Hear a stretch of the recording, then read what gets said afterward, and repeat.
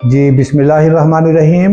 मेरे प्यारे नाजरीन और सामीन, मैं हूं आपका भाई हाफिज़ वसी मोहम्मद ख़ान और ये है आपका यूट्यूब चैनल हाफिज़ वसी टीवी। और आज का प्रोग्राम गंदम की ज़्यादा से ज़्यादा पैदावार कैसे हासिल की जा सकती है, उस पर फोलियर स्प्रे का इस्तेमाल और कौन कौन से फोलियर स्प्रे और कब कब करने हैं ताकि गंदम का मोमेंटम जो है वो बरकरार रहे, गंदम स्ट्रेस से महफूज रहे और अल्टीमेटली आपकी पैदावार ज़्यादा से ज़्यादा है। आज का प्रोग्राम उसके बारे में है।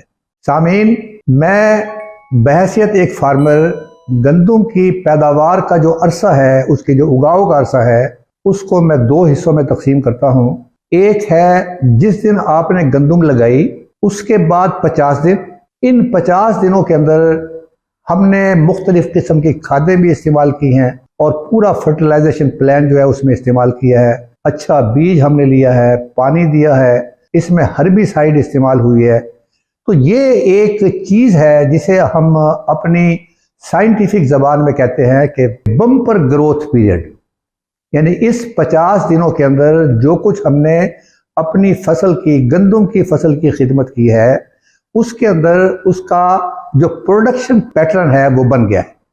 बिल्कुल उस तरीके से जब एक बच्चा एफएससी प्री मेडिकल कर लेता है या प्री इंजीनियर कर लेता है, तो उसका मतलब ये हुआ कि अब ये बच्चा एमबीबीएस करने के काबिल है और अब ये बच्चा इंजीनियरिंग करने के काबिल है। तो जब ये 50 दिन गंदम के इन तमाम मराहिल से आप गुजार कर पहुंचते हैं, इसका मतलब ये है कि इसने कितनी पैदावार देनी है, ये एक सिस्टम सेट हो चुका है। और अगर आपने यकीन करना हो और अपने दिल में इसको और बिठाना हो, तो फिर उसका तरीका यह है कि आप स्टेम लेकर, गंदम का तना लेकर, उसको चाकू के साथ आप वर्टिकली काटें और आपको जो ऊपर वाला हिस्सा है वहां आपको एक छोटा सा आपको सिट्टा मिलेगा जो ना बाहर निकला है, अभी ग्रो भी नहीं हुआ है, ये उसकी एम्ब्रियोनिक स्टेज है। और उसके ऊपर आपको मुख्तलिफ किस्म की दानों की शक्लें नजर आएंगी, पूरा सिटा नजर आएगा लेकिन इनिशियल स्टेज का।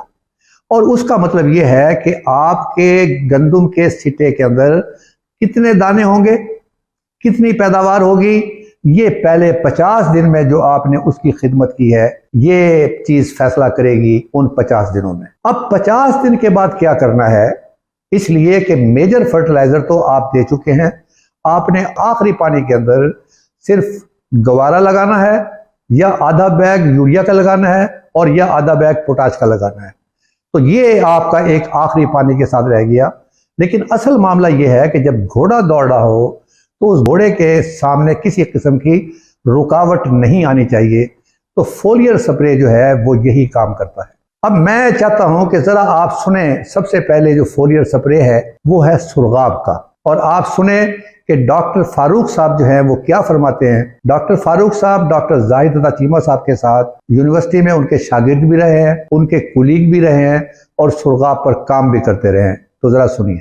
हमने यूनिवर्सिटी फैसलाबाद में मोहतरम प्रोफेसर डॉक्टर जाहिद अता चीमा साहब के साथ तकरीबन 1 दिहाई काम किया, 10 साल तकरीबन। उसमें वो कुदरती तरीके से जड़ी बूटियाँ कंट्रोल करने पे काम करते रहे। उनकी सर्विस के आखिरी दौरान जो आखिरी साल थे, उनमें तवज्जो इस जानब हम लेके आए कि क्या कोई नेचुरल ग्रोथ स्टिमुलेंट ऐसे हैं जिनसे फसलों की पैदावार में इजाफा मुमकिन हो। इसलिए हमने देखा कि सुरगाब एक बहुत मौसर कुदरती स्टिमुलेंट है। हमने यूनिवर्सिटी फैसलाबाद में एग्रोनॉमी के तजर्बाती फार्म पे और कुछ ज़िम्मेदारों के फार्म्स पे भी तजर्बात किए और देखा कि इससे पैदावार बढ़ी है। इसके अलावा हमने कुछ तजर्बात किए कंट्रोल एनवायरनमेंट में। सिट्टा निकलने के बाद मुख्तलिफ मराहल पे अगर दर्जा हरारत बढ़ जाए, जो कि पिछले साल हमने देखा हीट वेव की शक्ल में, तो उस सूरत में भी सुरगाब की एप्लीकेशन बहुत मौसर साबित हुई।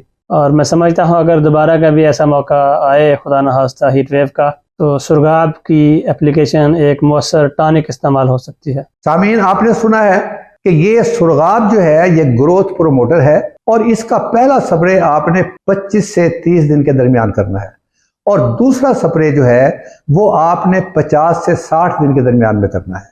ये सुरगाब जो है ये आपके पौधे को ताकत फराहम करेगा और ज़्यादा से ज़्यादा पैदावार हासिल करने के लिए जिस फार्म के ऊपर मैंने 120 मन गंदम हासिल की थी, मैं ये नॉलेज आपके साथ शेयर करना चाहता हूँ ताकि आपके इल्म में हो कि मैंने अपने उस फील्ड की फसल को स्ट्रेस नहीं आने दिया और उसके लिए मैंने क्या तरीका अख्तियार किया।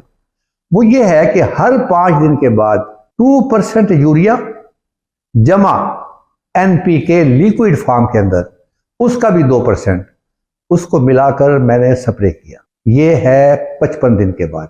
सुरगाब को इस्तेमाल किया NPK के साथ। अच्छा, अब अगले 5 दिन के अंदर, ये 5 दिन के अंदर आपने स्प्रे करना है और अगले 5 दिन के अंदर आपने यूरिया के साथ आपने मिलाना है जिंक को, और जिंक जो है वो आपने 100 ग्राम मिलाना है, जिंक सल्फेट 100 ग्राम, और साथ में आपने 2% यूरिया।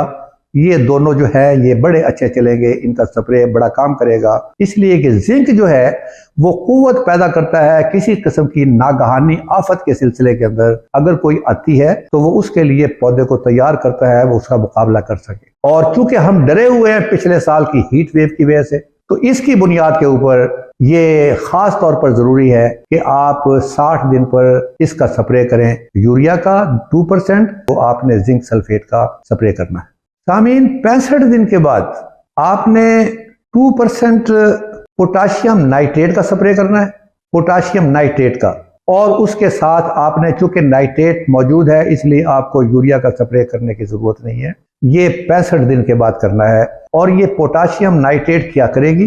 पोटाशियम नाइट्रेट दाने को भी मजबूत बनाएगी और दाने को भरपूर बनाएगी, और एट द सेम टाइम अगर कोई मुसीबत आती है, हीट वेव वगैरह जो है, वो उसका भी मुकाबला करने के लिए आपके पौधे को मजबूत करेगी। अब इस तरह आपने चलते जाना है। हर 5 दिन के बाद 70 दिन पर, 75 दिन पर, 80 दिन पर, 85 दिन पर, मेरी जो ख्वाहिश है या एक अच्छी फसल जो है वो होती है जिसके अंदर फ्लैग लीफ सबसे आखिर में आए, यानी जितना टाइम उसकी बॉडी को बनने के लिए लगेगा उतना ही उसकी पैदावार ज्यादा होगी। अब सवाल ये है कि ये कब तक रखना है?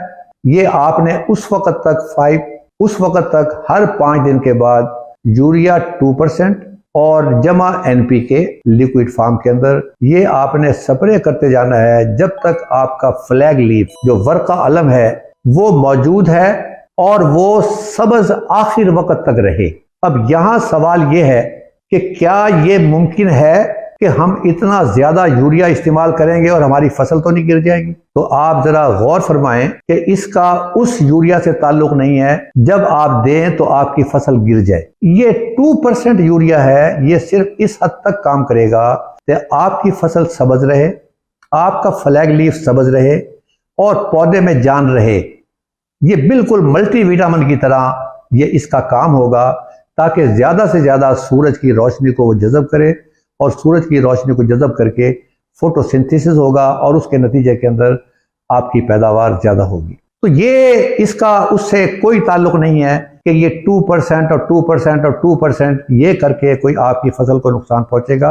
ये आपकी फसल को भरपूर फायदा देगा। तो लिहाजा अब जिंक भी आ गया, पोटाशियम नाइट्रेट भी आ गई, और NPK जो लिक्विड फॉर्म में है वो 8-8 भी है, 16-16 भी है, 20-20 भी है। तो does not make any difference. ये आप 2% का उसके साथ अगर मिला लेंगे तो फिर आप यूरिया को निकाल देंगे। अगर यूरिया के साथ आप मिलाते हैं इस NPK को तो फिर भी नुकसान नहीं है, लेकिन अगर नहीं भी इस्तेमाल करते तो सिर्फ NPK का इस्तेमाल कर लें तो वो भी आपको फायदा देगा। तो ये मेरी ख्वाहिश है कि अब ये 85 दिन होता है, 90 दिन होता है, जब तक आपका वर्का अलम ये आपका मौजूद रहता है, इसको प्रॉब्लम नहीं होता, उस वक्त तक आप उस पर स्प्रे करते रहेंगे और उसके नतीजे के अंदर आपकी फसल ज्यादा देर तक हरी भरी रहेगी। ये 125 दिन और 130 दिन और 135 दिन ये फसल का दौरानिया है। लिहाजा अगर आप किसी तरीके से कामयाब हो जाएं कि आपकी बूटिंग स्टेज जो है वो 85 डेज पे आती है, तो इसका मतलब ये है कि ये आपकी कामयाबी की दलील है। अब दूसरी सूरत एक और भी है, ये उन लोगों के लिए है जिनके पास इरिगेशन का बंदोबस्त है, नहरों का पानी है, ट्यूबवेल का पानी है।